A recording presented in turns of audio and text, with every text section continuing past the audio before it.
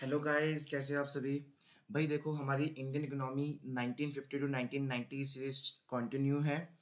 अब तक हम पढ़ चुके हैं एग्रीकल्चर सेक्टर के बारे में पूरी तरह। आज से हमारा शुरू होगा industrial sector. Industrial sector 1950 to 1990, आखिर कैसे इंडस्ट्रियल सेक्टर को इंक्रीज किया गया, उसके मतलब उसके महत्व को समझा गया, इंपॉर्टेंस को समझा गया, उसके बाद में इंडस्ट्रियल सेक्टर के ऊपर काफी काम किया गया। एज यू नो कि इंडस्ट्रियल सेक्टर पूरी तरह बर्बाद हो चुका था। बहुत सारे पॉलिसीज कॉलोनियल गवर्नमेंट के द्वारा, मतलब ब्रिटेन गवर्नमेंट के द्वारा जो लगाए गए थे, उससे हमारी जो इंडस्ट्री थी वो पूरी तरह गिर चुकी थी, ध्वस्त हो चुकी थी। लेकिन अब टाइम आ चुका था कि इंडस्ट्री सेक्टर को अब इंक्रीज करना था, क्योंकि भैया इंडस्ट्री सेक्टर बहुत जरूरी होता है कंट्री के लिए। एक कंट्री को अगर आगे बढ़ना है ना, तो इंडस्ट्री सेक्टर बहुत जरूरी है। इसीलिए तो हमारा जो नेक्स्ट चैप्टर है, टॉपिक है इंडस्ट्रियल सेक्टर 1950 टू 1990। चलिए शुरू करते हैं। इंडस्ट्रियल डेवलपमेंट 1950 टू 1990 क्या है ये? The developing country can progress only, एक डेवलपिंग कंट्री तभी प्रोग्रेस कर पाएगी if they have a good industrial sector, अगर उसके पास एक अच्छा इंडस्ट्रियल सेक्टर होगा। क्यों? क्योंकि भैया एक इंडस्ट्रियल सेक्टर से ही देश आगे बढ़ता है। मान लीजिए अगर हमारे देश में, हमारा देश पूरे देश में पूरे वर्ल्ड में नंबर 1 हो जाए जीडीपी में, किस चीज में? एग्रीकल्चर में। एग्रीकल्चर प्रोडक्शन इतनी हो जाए कि देश में जीडीपी बढ़ जाए। ठीक है, नंबर 1 जीडीपी हो जाए पूरे वर्ल्ड में। तो क्या इससे देश आगे बढ़ पाएगा? नहीं हो पाएगा। जब तक देश में टेक्नोलॉजी नहीं आएगी, मॉडर्नाइजेशन नहीं आएगा, तब तक कोई देश आगे बढ़ नहीं पाता है ना। क्योंकि मॉडर्न देखो, अभी आप सेल फोन से पढ़ाई कर रहे हो, तो सेल फोन क्या एक मॉडर्नाइजेशन तरीका तो है ना, जो किसने दिया है? इंडस्ट्री ने दिया है। तो वही है, तो इंडस्ट्री सेक्टर बहुत जरूरी है किसी भी कंट्री को प्रोग्रेस करने के लिए, डेवलप करने के लिए। तो इंडस्ट्रियलाइजेशन प्रमोट मॉडर्नाइजेशन। क्यों? क्योंकि इंडस्ट्रियलाइजेशन मॉडर्नाइजेशन को प्रमोट करता है एंड ओवरऑल प्रॉस्पेरिटी, और बाकी बहुत सारी चीजें ऐसी हैं जो इन सभी चीजों को कौन प्रोग्रेस करता है, कौन प्रमोट करता है? इंडस्ट्रियलाइजेशन। ठीक है, बहुत सारी चीजें हैं। मॉडर्नाइजेशन हो गया, आपकी टेक्निक और टेक्नोलॉजी हो गई, बहुत सारी चीजें हैं जो कौन प्रमोट करता है? सिर्फ और सिर्फ इंडस्ट्रीज। तो आइए समझते हैं इसकी इंपॉर्टेंस क्या है। क्योंकि देखो, जैसे हमने पढ़ा था ना एग्रीकल्चर की इंपॉर्टेंस क्या है, उस तरह इंपॉर्टेंस ऑफ इंडस्ट्री की इंपॉर्टेंस क्या है। क्यों गवर्नमेंट आखिर इसको भी इतना इंपॉर्टेंस दे रही थी, क्यों गवर्नमेंट ने इसके ऊपर भी इतना काम किया? 1956 जब सेकंड 5 प्लान आया था, तो गवर्नमेंट ने पूरा फोकस इंडस्ट्रियल सेक्टर पे ही दिया था। तो बहुत सारी चीजें ऐसी हैं, आइए समझते हैं। तो इंपॉर्टेंस ऑफ इंडस्ट्रीज, तो पहली इंपॉर्टेंस क्या है? Source of employment. ऑब्वियसली बात है, लोग यहाँ से कमाते हैं, लोग यहाँ जॉब करके कमाते हैं, अपना बिजनेस शुरू कर सकते हैं। तो सोर्स ऑफ एम्प्लॉयमेंट, और ये जो है ये एग्रीकल्चर सेक्टर से भी काफी अच्छा सोर्स है। Industries provide employment which is more stable than the employment in agriculture। मतलब कि एग्रीकल्चर में जो एम्प्लॉयमेंट लोग काम करते हैं, जो एंगेज्ड हैं, उससे अच्छा सोर्स है ये, उससे ज़्यादा अच्छा स्टेबल एम्प्लॉयमेंट सोर्स है। वहाँ तो क्या है, वहाँ पे आप काम करते हो, 4-5 महीने काम करोगे, 4-5 सीजन वर्क होगा, उसके बाद आप खाली बैठते हो। पर इसमें आप पूरे साल कहीं पे जॉब कर सकते हो, है ना। तो यही है, इंडस्ट्री जो है वो एम्प्लॉयमेंट प्रोवाइड करती है, और ज़्यादा स्टेबल है किससे? एग्रीकल्चर एम्प्लॉयमेंट से। It can be gain tally employed only in occupation outside agriculture. मतलब वो क्या होता है, इसका मतलब समझाता हूँ। जैसे एग्रीकल्चर में क्या होता है, एग्रीकल्चर में भैया जिन जिन लोगों की जरूरत पड़ती भी नहीं है, तब भी उसमें वो काम कर लेता है। फॉर एग्जांपल, एक खेत में 2 बंदे की जरूरत है, लेकिन पूरी फैमिली में 10 मेंबर हैं, 10 लोग काम कर रहे हैं। क्या वो 10 लोग काम करेंगे तो क्या प्रोडक्शन हो जाएगी एक्स्ट्रा? नहीं होगी। लेकिन आप किसी फैक्ट्री में चले जाओ, वहां पे हर एक पर्सन का अपना एक आउटपुट होता है, मतलब हर एक पर्सन कुछ ना कुछ प्रोड्यूस करता रहता है, वहां पे एक्स्ट्रा लगती नहीं है।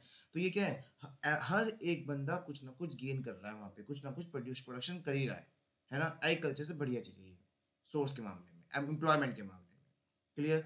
सोर्स ऑफ एम्प्लॉयमेंट मतलब एम्प्लॉयमेंट का बहुत अच्छा सोर्स है। किससे बढ़िया है? स्टेबल है। किससे? एग्रीकल्चर से। इसलिए इंपॉर्टेंस रखता है। दूसरा इंपॉर्टेंस क्या है? Promote modernisation. ऑब्वियसली बात है, इंडस्ट्री अगर है तो आज के टाइम पे मॉडर्नाइजेशन हो चुका है। मॉडर्नाइजेशन जितना भी हो रहा है, जैसे आपके पास लैपटॉप है, आपके पास सेलफोन है, आपके आसपास देखो कितनी सारी चीजें, इक्विपमेंट है, ये सब मॉडर्नाइजेशन को दिखाती हैं। और ये सारी चीजें कौन बनाता है? इंडस्ट्रीज बनाती हैं। तो कहीं ना कहीं जो मॉडर्नाइजेशन को प्रमोट कर रहा है वो कौन कर रहा है? इंडस्ट्रीज। और मॉडर्नाइजेशन होना भी चाहिए, मॉडर्नाइजेशन होना भी चाहिए, जिससे काम सारे आसान हो चुके हैं। Industrial sector lead the technical growth in economy. Industrial sector lead the technical growth, मतलब इंडस्ट्रियल सेक्टर ही लीड करता है टेक्निकल ग्रोथ को। किसमें? इकोनॉमी में। Without industrial sector never achievement modernisation. बिना इंडस्ट्रियल सेक्टर के हम कभी भी मॉडर्नाइजेशन को अचीव नहीं कर सकते। So for growth of economy, इसलिए इकोनॉमी के ग्रोथ के लिए हमें टेक्निकल प्रोडक्ट प्रोड्यूस करने चाहिए और उसको यूज भी करना चाहिए। Industrial play a crucial role, और इंडस्ट्री जो है एक बहुत काफी इंपॉर्टेंट रोल निभाती है किस चीज में? Mechanisation of farming. फार्मिंग है, ठीक है। मैकेनाइजेशन मतलब फार्मिंग में आप समझ सकते हैं कि सही मशीनें आ चुकी हैं, ट्रैक्टर, हार्वेस्टर, इक्विपमेंट सारे आ चुके हैं, ठीक है। कोल्ड स्टोरेज हो गया, बहुत सारी चीजें ऐसी हैं जो मॉडर्नाइजेशन दिखाता है, मैकेनिकल चीज दिखाता है, वो सब कहाँ से आ रही हैं? कहाँ से आ रही हैं? इंडस्ट्रीज से आ रही हैं। तो सिंपल है कि कहीं ना कहीं इंडस्ट्री जो है वो मॉडर्नाइजेशन को प्रमोट करता ही करता है, और कोई नहीं, सिर्फ इंडस्ट्री ही प्रमोट करता है ना। चलिए, ये हो गया सेकेंड इंपॉर्टेंस। थर्ड इंपॉर्टेंस पढ़ते हैं, growth of national income. Obviously बात है ना, मुझे बात बताइए, जब हमारे यहाँ पे इंडस्ट्रीज बढ़ेंगी तो वहाँ प्रोडक्शन भी ज़्यादा होगा, और प्रोडक्शन ज़्यादा होगा तो बाहर बिकेगा, बाहर बिकेगा तो पैसा आएगा, इनकम बढ़ेगी, देश की इनकम बढ़ेगी। इंडस्ट्री ज़्यादा लगेंगी तो लोग को एम्प्लॉयमेंट मिलेगा, एम्प्लॉयमेंट मिलेगा तो उनकी इनकम बढ़ेगी, तो देश की इनकम तो बढ़नी बढ़नी है। ऑब्वियसली बात है, नेशनल इनकम में ग्रोथ तो होना ही होना है, नेशनल इनकम में ग्रोथ तो होना ही होना है। तो when production capacity will increase, जब प्रोडक्शन कैपेसिटी बढ़ती है, दैट रिजल्ट, इसका रिजल्ट क्या निकलेगा? Effect on national income. National income पे तो इफेक्ट पड़ना ही पड़ना है, नेशनल इनकम तो बढ़ेगी ही बढ़ेगी। If will working population engage, अगर वर्किंग पॉपुलेशन जो काम करना चाहते हैं, काम कर सकते हैं, अगर वो इंगेज्ड हो, then automatically national income will be grow. तो ऑटोमेटिकली नेशनल इनकम तो बढ़नी बढ़नी है, क्योंकि वो जब जॉब करेंगे तो उनकी इनकम बढ़ेगी, सबकी इनकम बढ़ने से नेशनल इनकम तो बढ़नी ही बढ़नी है ना। तो इसलिए ये इंपॉर्टेंस रखता है इंडस्ट्रियल सेक्टर। क्यों? क्योंकि इसके वजह से हमारे देश की नेशनल इनकम में भी ग्रोथ होता है। क्लियर? देखो, उसके बाद एक और importance, share in GDP. Share in GDP मतलब कंट्रीब्यूशन इन जीडीपी। देखो, ये सेम पॉइंट ना मैंने एग्रीकल्चर में पढ़ा था। भाई पता है कि एग्रीकल्चर सेक्टर भी हमारे देश की जीडीपी में कंट्रीब्यूशन करता है यार, उसी तरह इंडस्ट्रियल सेक्टर भी तो करता है। और पहले के मुताबिक तो इंडस्ट्रियल सेक्टर का जो परसेंटेज है वो काफी बढ़ चुका है। एग्रीकल्चर सेक्टर का परसेंटेज कम हुआ था, लेकिन प्रोडक्शन बढ़ी थी, बताया था उस टाइम पे। इंडस्ट्रियल सेक्टर का तो प्रोडक्शन पहले कम था, अब प्रोडक्शन बढ़ा भी है और परसेंटेज ही बढ़ गया है ना। तो जीडीपी में काफी अच्छा शेयर है इसका। Industries contribution toward the GDP of the country during the year, मतलब इन सालों में देखा गया कि इंडस्ट्रियल सेक्टर का जो परसेंटेज है, जो कंट्रीब्यूशन है, वो काफी बढ़ चुका है। जैसे 1950 में 16.6 था, 16.6% इन 1950-51 में। उस सेशन में 1950-51 में 16.6% था टोटल जीडीपी का। लेकिन ये 11-12 के हिसाब से 2011-12 के हिसाब से कितना परसेंट हो गया है? 30। अब तो और बढ़ गया होगा, है ना। तो यही है कि परसेंटेज काफी बढ़ा है, और ये परसेंटेज पता है ये भी कम है। एक देश को अगर बढ़ने के लिए और अच्छा खासा परसेंटेज चाहिए, बहुत अच्छा परसेंटेज चाहिए उसके लिए। तो कहीं ना कहीं भाई बढ़ तो रहा है ना कहीं जीडीपी में इसका अच्छा खासा कंट्रीब्यूशन है, शेयर है। इसीलिए इंडस्ट्रीज को बढ़ाने का बहुत इंपॉर्टेंट है, बहुत सही है कि हाँ, इंडस्ट्री को इतना इंपॉर्टेंस हम दे रहे हैं। चलिए, फिफ्थ पॉइंट क्या है? Modernisation agriculture. मतलब भाई ऑब्वियस सी बात है कि एग्रीकल्चर में हम इतने जो मॉडर्न हो चुके हैं आज के टाइम पे, वो सारी चीजें कौन दे रहा है? इंडस्ट्रीज दे रहा है। भाई ट्रैक्टर से लेकर हार्वेस्टर तक, इक्विपमेंट से लेकर कोल्ड स्टोरेज तक, उसके बाद ट्रांसपोर्टेशन से हम अपने अपने प्रोड्यूस करे हुए गुड्स को एक जगह दूसरी जगह ले जाते हैं। ये सब चीजें केमिकल फर्टिलाइजर ले लो, पेस्टिसाइड ले लो, ये सब कहाँ बनती हैं? इंडस्ट्री से बनती हैं। तो एग्रीकल्चर जो आज के टाइम पे इतना मॉडर्न हुआ है, वो सिर्फ और सिर्फ किसकी वजह से हुआ है इंडस्ट्रीज की वजह से। सिंपल है, एग्रीकल्चर को कंसिडर किया गया, माना गया है कि ये एक बैकबोन है, रीढ़ की हड्डी है किसकी? इंडियन इकोनॉमी की। हाँ बिल्कुल, क्योंकि एग्रीकल्चर आज भी हमारे देश में इंपॉर्टेंस रखता है, इसलिए आज भी हमारी कंट्री को कृषि प्रधान देश कहा जाता है।